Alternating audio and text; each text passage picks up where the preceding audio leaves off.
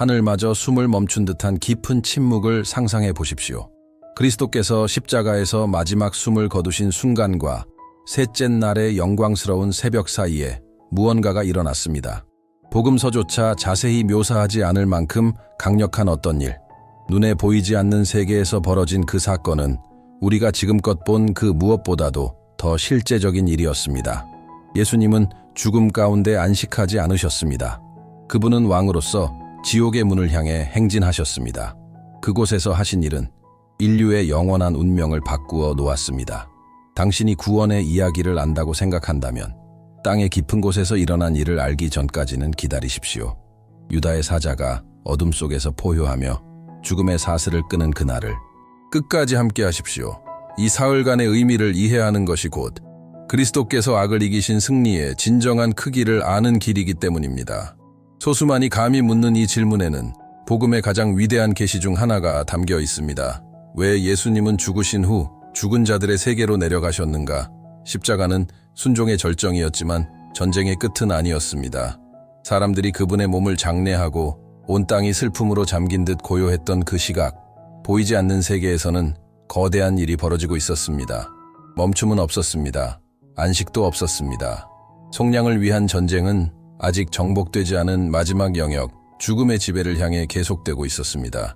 대부분의 그리스도인들은 금요일에 십자가를 기념하고 일요일에 부활에 환호합니다. 그러나 토요일은 종종 잊혀집니다.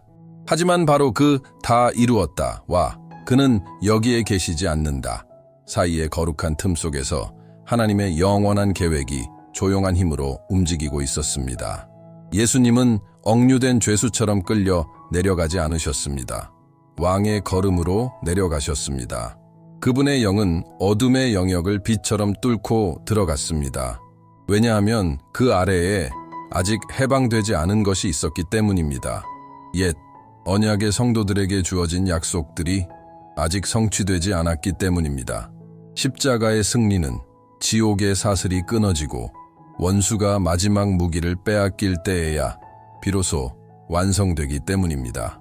이 어둠의 중심부로의 여정은 단순한 교리적 요소가 아니었습니다. 우리 영혼을 위한 전쟁의 필수적인 단계였습니다. 그리스도께서 그 사흘 동안 무엇을 하셨는지를 이해해야만 우리를 구원한 사랑의 깊이를 진정으로 알 수 있습니다. 그분이 깊은 곳에서 직면하신 것을 이해하려면 먼저 고대인들의 눈으로 보아야 합니다. 오늘날 우리가 지옥이라 부르는 곳은 불타는 영원한 형벌의 장소로 여겨지지만 예수님 당시의 유대인들과 초기 그리스도인들의 이해는 훨씬 더 복잡하고 다층적이었습니다. 유대인들은 그곳을 스올, 셰올이라 불렀고 그리스인들은 하데스라고 불렀습니다. 이들은 반드시 형벌의 장소가 아니라 모든 죽은 자들이 가는 보이지 않는 세계물을 의미했습니다. 의인과 악인을 모두 포함하여 침묵과 기다림, 그림자의 왕국이었습니다. 그 안에는 구별된 구역이 있었고 믿음으로 살았던 자들의 안식처와 의를 거부한 자들의 고통의 장소가 나뉘어 있었습니다. 예수님은 부자와 나사로의 비유를 통해 이 점을 분명히 하셨습니다. 둘 다 죽었지만 전혀 다른 곳에 있습니다. 나사로는 위로의 장소인 아브라함의 품에 있고 부자는 고통 가운데 간구합니다.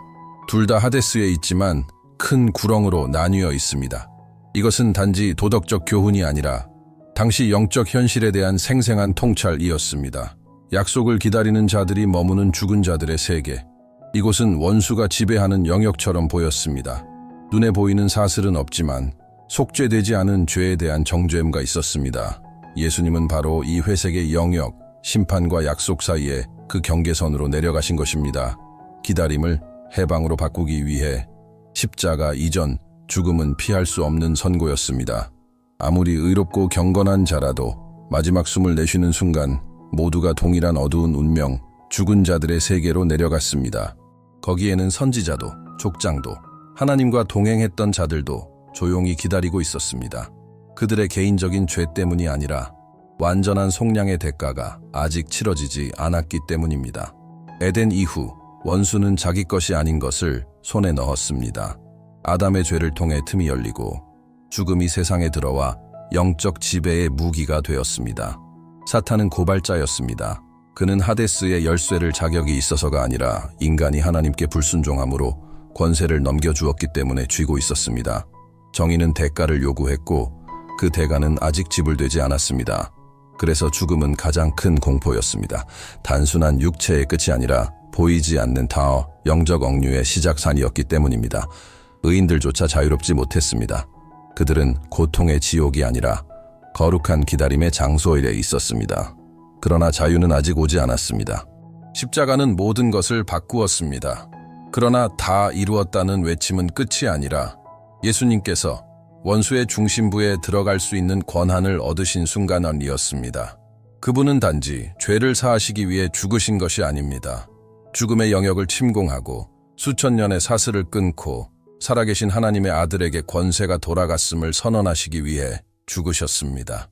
예수님이 베들레헴에 태어나시기 오래전부터 성경은 이 신비를 속삭이고 있었습니다. 고대의 예언들, 탄식과 소망으로 불린 시편들, 하늘의 환상들, 이 모두는 메시아가 단지 승리할 뿐 아니라 내려가실 것임을 암시했습니다. 높은 곳에서 통치하실 뿐 아니라 깊은 곳으로 들어가실 것이라는 희망이었습니다. 아직 해석되지 않은 약속, 감춰진 비밀. 구속자는 죄만 이기는 것이 아니라 죽음 자체의 지배권을 탈환할 것이었습니다. 시편 16편에서 다윗은 시대를 초월하는 언어로 예언합니다. 주께서 내 영혼을 세우오래 버리지 아니하시며 주의 거룩한 자로 썩음을 당하지 않게 하시리이다. 그는 자신을 말한 것입니까? 아닙니다. 베드로는 오순절에 이 말씀을 해석하며 다윗이 그리스도를 예언하고 있었다고 선포합니다. 죽음을 지나 영광으로 나아갈 유일한 분, 썩음을 이길 분, 이사야도 이상한 것을 보았습니다. 불의하게 죽을 종이 고난 후에 빛을 볼 것을 욥은 고통 속에서 선포합니다. 내가 알기에는 나의 구속자가 살아계시니 그가 나중에 땅 위에 서실 것이라. 요나는 새 동안 물고기 뱃속에 갇힌 채 알지 못한 채 예수님의 예언적 표징이 되었습니다. 이 모든 예언들은 하나의 계획의 조각처럼 연결되어 있었습니다. 예수님께서 영을 내어주시는 그 순간 보이지 않는 세계에서 그 약속들이 정렬되기 시작했습니다. 그분은 패배자가 아니었습니다. 그분은 말씀 하나하나를 성취하기 위해 내려가신 것이었습니다. 운명의 희생양으로 내려간 것이 아니라 처음부터 계획되신 구속자로서 내려가신 것입니다. 땅은 어두워졌고 성소의 휘장이 위에서 아래까지 찢어졌습니다. 하나님의 아들의 몸은 무덤에 누워 있었습니다. 사람들 눈에는 모든 것이 끝난 듯 보였습니다. 그러나 피조물이 숨을 죽이고 있는 그 순간 예수님의 영은 보이지 않는 영역에 들어가고 계셨습니다. 죄수가 아니라 왕으로서. 그 순간 하데스의 깊은 곳에서 전혀 들어보지 못한 소리가 울렸습니다. 거룩함이 육신을 입고 도착한 소리. 어둠은 늘 죽은 자들을 조용히 맞이해왔던 그 어둠은 떨기 시작했습니다. 그분은 패배한 자로 오신 것이 아니라 권세를 지닌 자로 오셨기 때문입니다.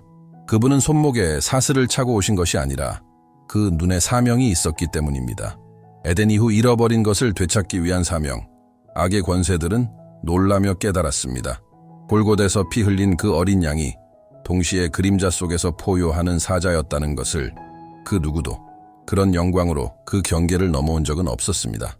그분은 지나가게 해달라고 구하러 온 것이 아니라 점령하러 오신 것이었습니다. 하데스에서의 예수님의 발걸음 하나하나는 선언이었습니다. 나는 길이요, 진리요, 생명이다. 소리치지 않으셨습니다. 육체적 충돌도 없었습니다. 단지 하늘의 권세가 그곳을 지배했을 뿐이었습니다. 하나님 자신이 죽음의 심장부에 침입하신 것입니다. 그곳에서, 십자가에서 자신을 내어주신 왕은 수백 년 동안 기다려온 자들을 구출하는 사역을 시작하셨습니다. 다 이루었다는 말은 사명의 끝이 아니라 가장 감추어진, 가장 영광스러운 단계의 시작이었습니다. 하데스의 가장 깊은 곳에서 스스로를 주인이라 여긴 어둠 속에서 칼도 방패도 없이 그러나 무적의 권위로 영원한 전투가 벌어졌습니다. 예수님은 대화하러 내려가신 것이 아닙니다. 빼앗긴 것을 되찾으러 내려가셨습니다. 하나님의 아들이 어둠의 중심에 발을 들이셨을 때 그분은 이미 승리한 장군처럼 단지 전리품을 거두기 위해 오신 것이었습니다. 타락한 천사들, 옛날부터 인간을 얽매어 온 권세들, 그들은 그 순간 폭로되었습니다. 십자가가 이미 그들을 무장해제시켰습니다. 그러나 지금 그들이 지배하던 그 중심에서 수치를 당하고 있었습니다. 골로사에서 2장은 담대히 선언합니다. 통치자들과 권세들을 무장해제하시고 그것들을 공개적으로 구경거리로 삼으시고 십자가로 그들을 이기셨느니라. 이 승리는 갈보리에서 확정되었지만 죽음의 가장 깊은 자리에서 공개적으로 선포되었습니다. 지옥은 단지 방문을 받은 것이 아닙니다. 침공을 목격했습니다. 타락한 영들, 천사들, 권세들, 옛부터 내려온 어둠의 존재들, 그들은 그리스도의 입에서 직접 들었습니다. 다 이루었다. 탄식이 아닌 선언으로 빛이 있으라고 명하셨던 그 음성이 이제는 어둠 속에서 울리며 외칩니다. 빛이 이겼노라. 하데스는 더 이상 죽은 자들을 환영하지 않았습니다. 그날 지옥은 자신의 몰락을 목격했습니다. 십자가가 패배처럼 보였던 순간 사탄은 자신의 패배를 초래하는 문을 열고 말았던 것입니다.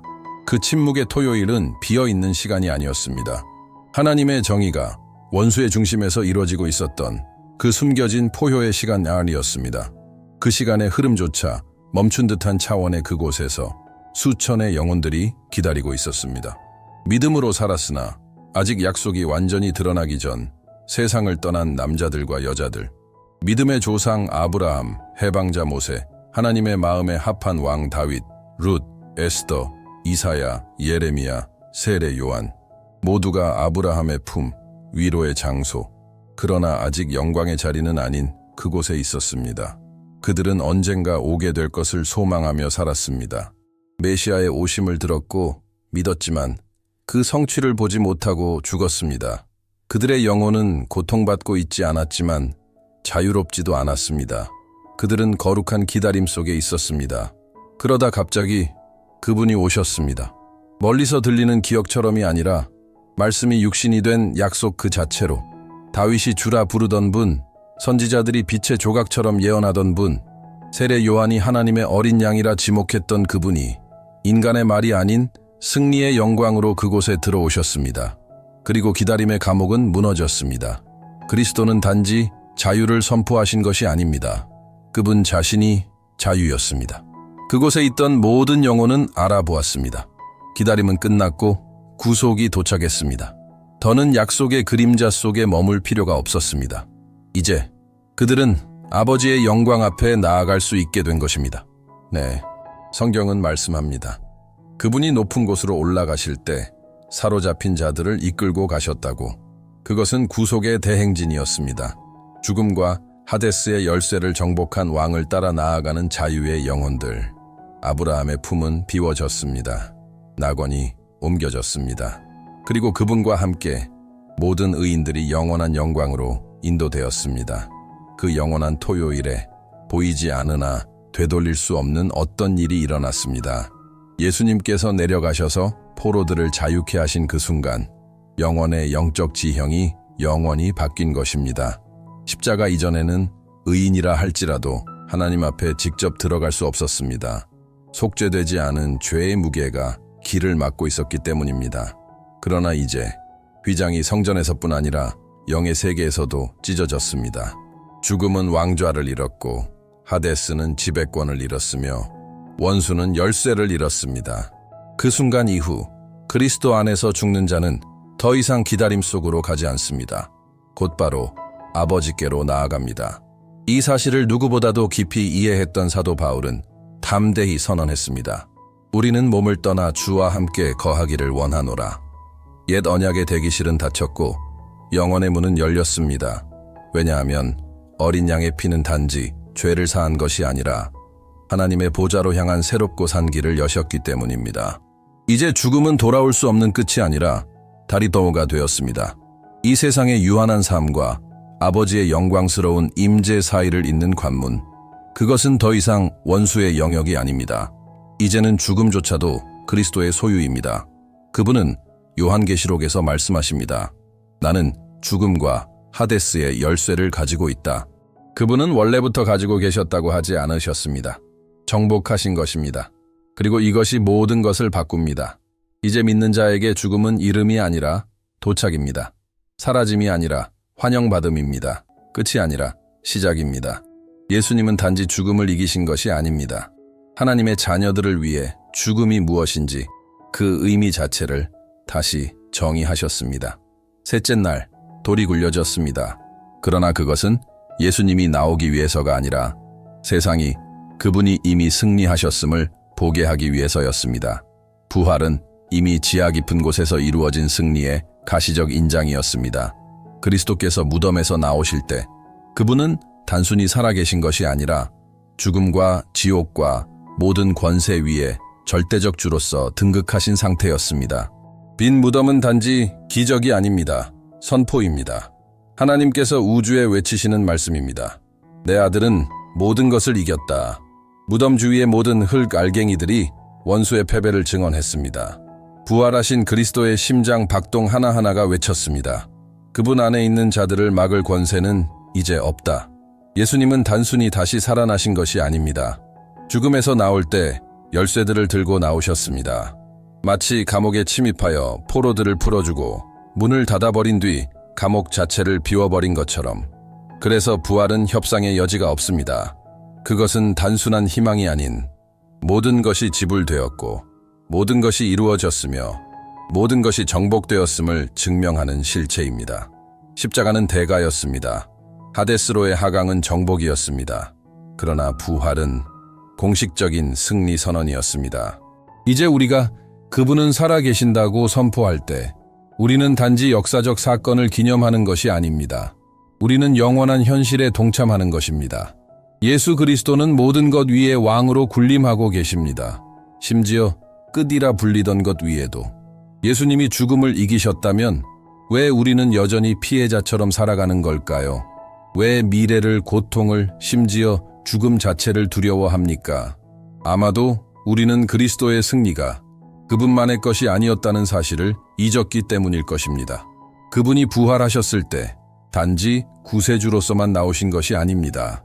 많은 형제들 중 첫 열매로서 나오셨습니다. 즉, 그분께 일어난 일은 우리에게도 예정된 일이라는 뜻입니다. 그분의 승리는 멀리 있는 상징도 이론도 아닙니다. 지금 우리를 덮고 있는 살아있는 영적 현실입니다. 우리는 그 승리에 참여하고 있습니다. 성경은 말합니다. 우리가 그와 함께 십자가에 못 박혔고 함께 장사되었으며 함께 부활되었노라고. 이것은 시가 아니라 영원한 진리입니다. 그분이 하데스를 이기셨다면 우리도 더 이상 두려움, 정죄, 죽음의 권세에 속하지 않습니다. 우리는 자유롭습니다.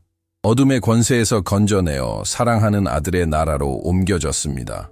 이것은 우리가 살아가는 방식을 완전히 바꿉니다. 고통을 대하는 방식이 바뀝니다. 죽음을 바라보는 시선이 바뀝니다. 기도하는 태도, 예배하는 마음, 복음을 전하는 열정까지도 바뀝니다. 당신에게는 권세가 있습니다. 당신 안에는 기품을 이기신 영이 거하십니다. 당신은 더 이상 고아처럼 걷지 않습니다.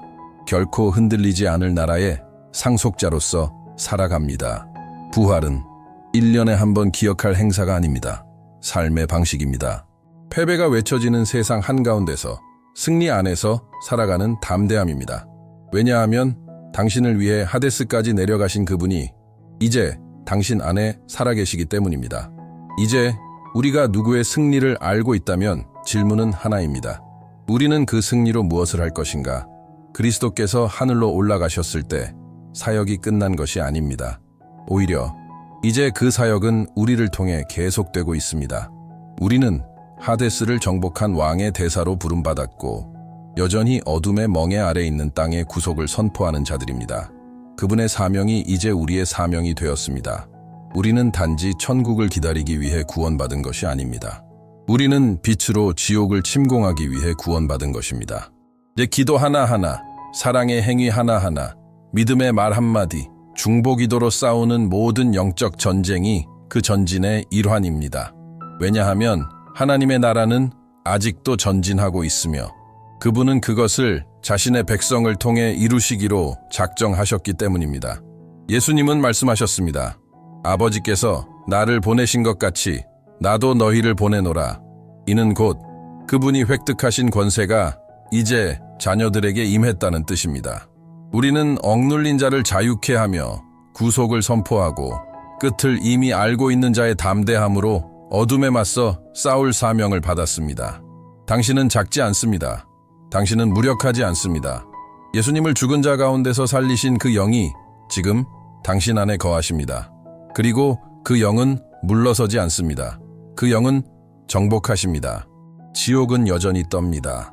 그러나 이제는 자신이 누구인지 아는 교회 앞에서 떱니다.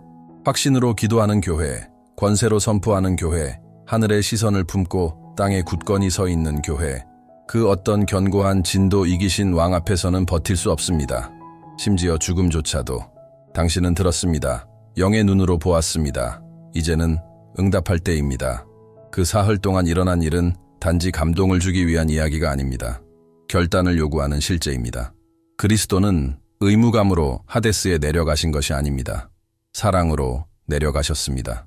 그분은 감동을 주기 위해 어둠을 지나신 것이 아닙니다. 당신을 구출하기 위해서였습니다.